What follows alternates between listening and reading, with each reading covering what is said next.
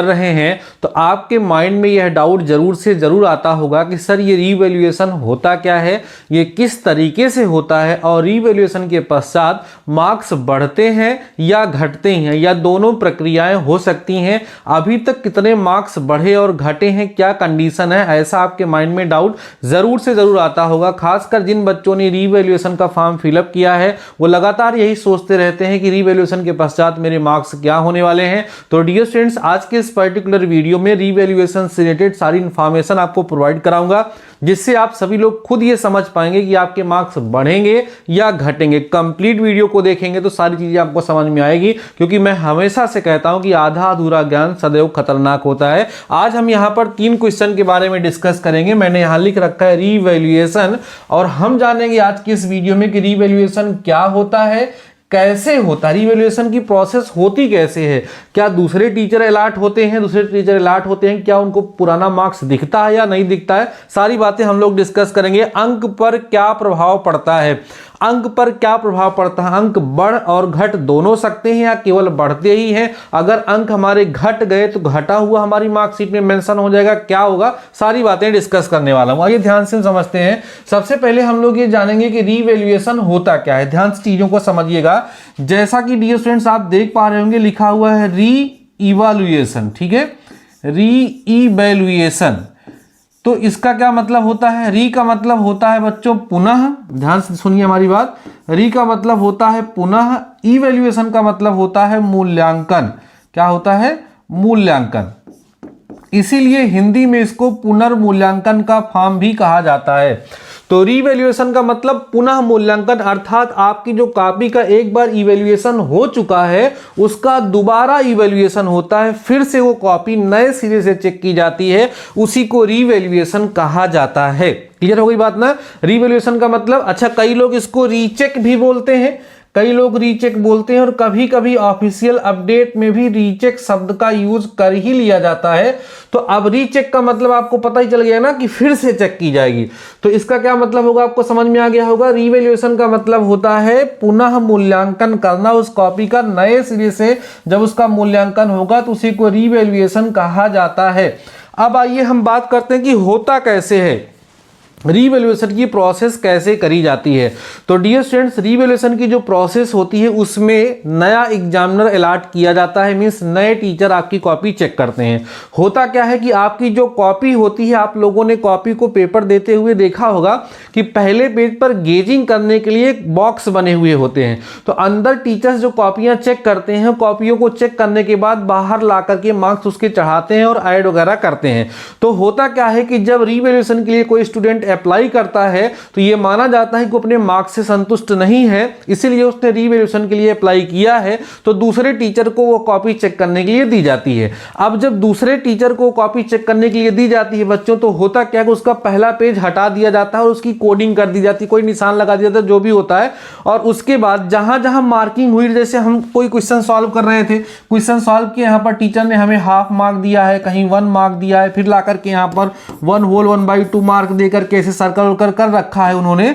तो क्या होगा कि ये सब चीजों को हटा दिया जाता है। कैसे हटाया जाता है, इन सब पर व्हाइटनर लगा दिया जाता है। मींस जो भी आपके मार्क्स होंगे, मेरी बात जरा ध्यान सुनिएगा, जो भी मार्क्स बच्चों आप लोगों के होंगे वो सारे के सारे मार्क्स क्या होते हैं, वो छुपा दिए जाते हैं। छुपाए कैसे जाते हैं, व्हाइटनर की सहायता से उन पर व्हाइटनर लगा दिया जाता है, तो उससे पता नहीं चलता है कि आपको कितने मार्क्स पिछले एग्जामिनर ने, जो पहले बार कॉपी को इवैल्यूएट कर रहे थे, उन्होंने आपको किस प्रश्न पर कितने अंक दिए थे और आपको टोटल कितने अंक प्राप्त हुए थे, ये कुछ भी नहीं पता होगा नए एग्जामिनर को। तो जब नए एग्जामिनर को कुछ भी नहीं पता होगा तो वो क्या करेंगे, नए सिरे से अपने तरीके से कॉपी चेक करेंगे। ठीक है ना।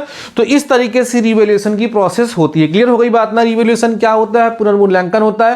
पुनर्मूल्यांकन के केस में दूसरे टीचर को आपकी कॉपी चेक करने के लिए दी जाती है और आपकी कॉपी में जहां जहां मार्किंग हुई रहती है और जो टोटल मार्क्स होते हैं सब कुछ वहां से हटा दिया जाता है।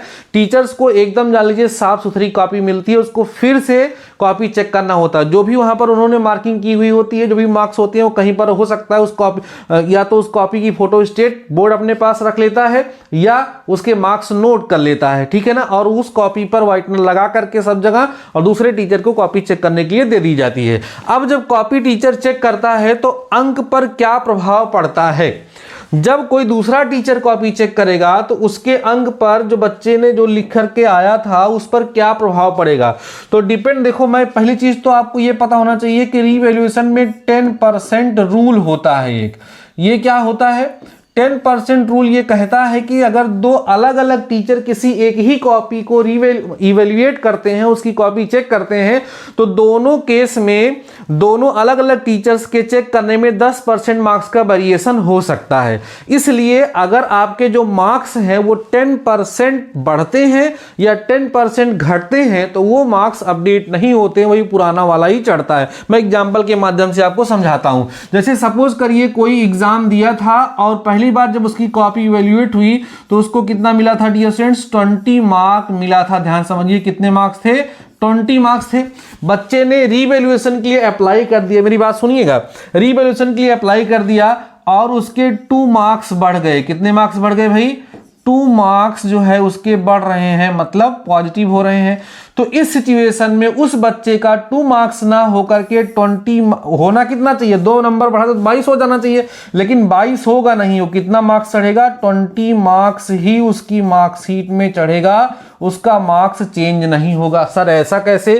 क्योंकि ये जो 20 है ना डियर स्टूडेंट्स, इस 20 का जब आप 10% निकालेंगे, 20 का 10% निकालेंगे बच्चों, तो आएगा 2 मार्क्स। कितना आएगा? 2 मार्क्स आएगा। तो इसका मतलब ये जो 2 मार्क्स वहां पर बढ़ रहा है वो कितना है? 10% है। और रूल ये कहता है कि अगर 10% आपके मार्क्स बढ़ या घट भी रहे हैं तो वो इंक्लूड नहीं होंगे, उसको मेंशन नहीं किया जाएगा। इसी तरीके से हो सकता है कॉपी चेक हो और बच्चा 18 नंबर पा जाए, दूसरे टीचर कॉपी चेक करें और क्या उसका मार्क्स हो जाए 18 मार्क्स, तो 18 मार्क्स भी नहीं मेंशन होगा। मेंशन कौन सा होगा? 20 मार्क्स ही होगा। अब इस केस में आप दूसरा एग्जाम्पल लीजिए, हो सकता है बच्चे का 23 मार्क्स हो जाए। कितना हो जाए बच्चों?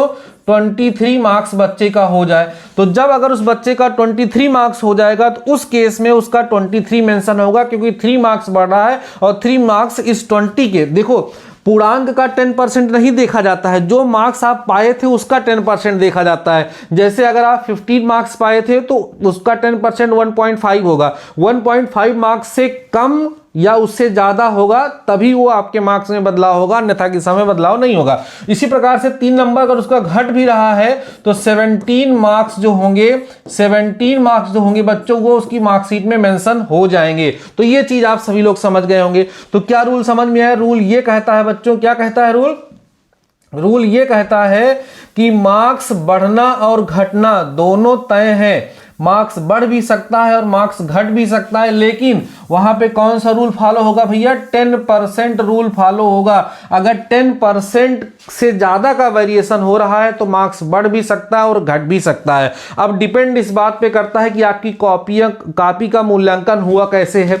अब हो सकता है कि कॉपी का मूल्यांकन सही से ना हुआ हो, इवेल्युएशन उसका ना सही से हुआ हो, कोई दूसरा टीचर चेक करे तो इवेल्युएशन अच्छे तरीके से हो जाए तो आपके मार्क्स बढ़ जाएंगे। हो सकता है कि पहले टीचर ने जो ज्यादा ही मार्क्स दिए और दूसरा टीचर उससे ज्यादा स्ट्रिक आ जाए, और उस ज्यादा स्ट्रिक होने के केस में आपका जो है मार्क्स घट भी सकता है। तो दोनों केस यहां पर हो सकते हैं। अब ये 10% का वेरिएशन इसीलिए रखा गया है क्योंकि ये सामान्य रूप से आपकी कॉपी को 2 अलग अलग टीचर चेक करेंगे। जैसे मैं भी एक टीचर हूं, अगर मैं किसी की कॉपी चेक करूंगा और मेरे साथ पढ़ाने वाले कोई और टीचर आपकी कॉपी को चेक करेंगे तो दोनों लोग बराबर मार्क्स नहीं देंगे, ठीक है ना। कुछ ना कुछ वेरिएशन जरूर है, क्योंकि स्टेप मार्किंग का कंसेप्ट चलता है। एमसीक्यू तो है नहीं, सारे एमसीक्यू है कि सही है तो इतना मार्क्स दे दिए, सही इतना मार्क्स दे दिए। स्टेप मार्किंग चलती है, तो कभी कभी कोई स्टेप मार्किंग में थोड़ा बहुत 1-2 नंबर ज्यादा दे दिया, कोई कम दे दिया।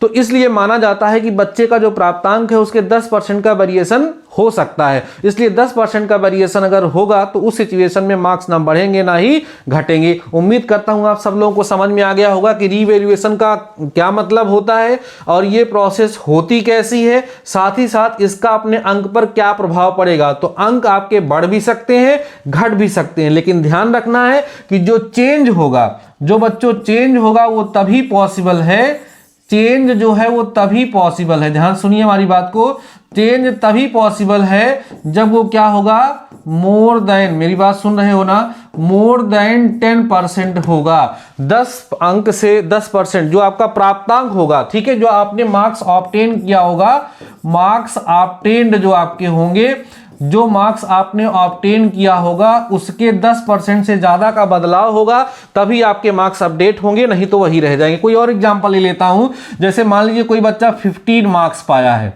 जो कॉपी अभी चेक हुई और उस कॉपी में उसको कितना मिला है, 15 मार्क्स मिला है। उसने कॉपी चेक कराया, दूसरे टीचर ने जब कॉपी चेक की तो उसका हो गया 18 मार्क्स। कितना हो गया, 18 मार्क्स। तो ये मार्क उसकी मार्कशीट में मेंशन हो जाएगा। क्यों मेंशन हो जाएगा भाई साहब? इसलिए मेंशन हो जाएगा क्योंकि अगर हम 15 का 10% निकालें, कितना परसेंट, 10% तो 1.5 मार्क्स होगा, मतलब 1.5 नंबर जो है उसका 10% आएगा, लेकिन बढ़ कितना रहा है, 3 मार्क्स बढ़ रहा है, तो 10% से ज्यादा है, इसलिए उसका मार्क्स अपडेट हो जाएगा। और अगली चीज, हो सकता है उसका मार्क घट करके डियर स्टूडेंट्स यहां पर कितना हो जाए, 13 मार्क्स हो जाए। तो 13 मार्क्स में बदलाव कितने का हो रहा है, 2 नंबर का हो गया है, 2 नंबर का हो रहा है, जो कि 10% से ज्यादा है। 10% तो 1.5 ही होगा, इसलिए 13 मार्क्स उसका अपडेट हो जाएगा। क्लियर हो गई बातें? एक खास बात और आपको नोट में ध्यान रखना है कि रीवैल्यूएशन के कुछ फायदे भी हैं। रीवैल्यूएशन के फायदे क्या हैं, जरा मैं इस पर आप सभी लोगों से चर्चा कर देता हूं। रीवैल्यूएशन और साथ ही साथ जब हम लोग बैक देते हैं, रीवैल्यूएशन और बैक में क्या डिफरेंस है, दोनों में फायदे क्या होते हैं।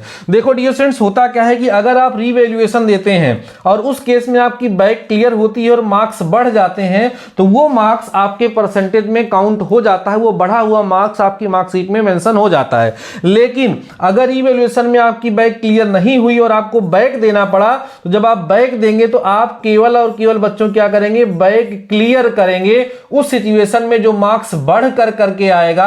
जैसे मान लीजिए 60 मार्क्स का आपका मैथमेटिक्स फर्स्ट था, उसका पेपर हुआ था, तो 60 मार्क्स जो था उस 60 मार्क्स में सपोज करिए आपको 20 मार्क्स चाहिए था पास होने के लिए, आप 18 पाए थे, रिवैल्यूएशन आपने कराया 22 हो गया, 4 नंबर बढ़ गया। अब जो 4 नंबर बढ़ गया, बच्चों ध्यान से हमारी बात सुनिए, जो 4 नंबर बढ़ गया, ठीक है, तो ये जो 4 नंबर हमारा बढ़ गया वो क्या हो गया, ध्यान से हमारी बात सुनिए, जो 4 नंबर बढ़ गया वो आपके परसेंटेज में ऐड हो गया, परसेंटेज में क्या हो गया, ऐड हो गया। लेकिन मान लीजिए कि आपके मार्क्स नहीं बढ़े और आपको बैक देनी पड़ गई, क्या करना पड़ गया, बैक देना पड़ गया। तो बैक देने पर अगले साल आप 60 मार्क्स में चाहे 50 मार्क्स लेकर के चले जाइए, बात सुनिए हमारी बात, 50 मार्क्स लेकर के आप चले जाइए, कोई फर्क नहीं पड़ने वाला है, वो मार्क्स आपकी मार्कशीट में ऐड नहीं होगा और आपके परसेंटेज को इंक्रीज नहीं करेगा, परसेंटेज पर कोई प्रभाव वो नहीं डालेगा। इसलिए रिवैल्यूएशन में मार्क्स अगर बढ़ जाते हैं तो वो बेटर होता है, बहुत ही अच्छी कंडीशन वो मानी जाती है। उम्मीद कर रहा हूं कि सारी चीजें आप सब लोगों को अच्छे तरीके से क्लियर हो गई होंगी, किसी प्रकार का कोई डाउट आपके माइंड में नहीं बचा होगा। अगर आपके माइंड में किसी प्रकार का कोई भी डाउट है डियर स्टूडेंट्स, तो आप कमेंट सेक्शन में कमेंट करके पूछ सकते हैं, मैं आप सभी लोगों की हेल्प करने का प्रयास करूंगा। उम्मीद करता हूं ये वीडियो आपको इन्फॉर्मेटिव लगा होगा, सारी जानकारी अच्छी तरीके से आपको क्लियर हो गई होंगी। अगर आपके माइंड में किसी प्रकार का कोई डाउट है तो कमेंट सेक्शन में जरूर कमेंट करिएगा। बाकी अगर चैनल पे नए हो यार, सब्सक्राइब जरूर से जरूर कर लीजिएगा, वीडियो को लाइक करिएगा, दोस्तों के साथ शेयर करिएगा। और अगर आपने अभी तक हमारे टेलीग्राम चैनल को नहीं ज्वाइन किया है तो क्या कर रहे हो यार, फटाफट से जाकर के अपने टेलीग्राम चैनल को ज्वाइन कर लीजिए। टेलीग्राम पे सर्च करिएगा डीडी मैथमेटिकल सॉल्यूशन, क्या सर्च करोगे भाई, डीडी मैथमेटिकल सॉल्यूशन, है ना, ये आप जाकर के सर्च करिएगा टेलीग्राम पे, आपको अपना टेलीग्राम चैनल मिल जाएगा, उसको फटाफट से आप क्या कर लो भैया, ज्वाइन कर लो, ठीक है, फटाफट से उसको आप ज्वाइन कर लो, क्योंकि वहां पर भी मैं आप सभी लोगों को तरह तरह की अपडेट देता रहता हूं। बाकी डियर फ्रेंड्स, आज के इस वीडियो में बस इतना ही, मिलते हैं नेक्स्ट वीडियो के साथ, नेक्स्ट टॉपिक के साथ, तब तक लिए शानदार रहिए और पढ़ते रहिए।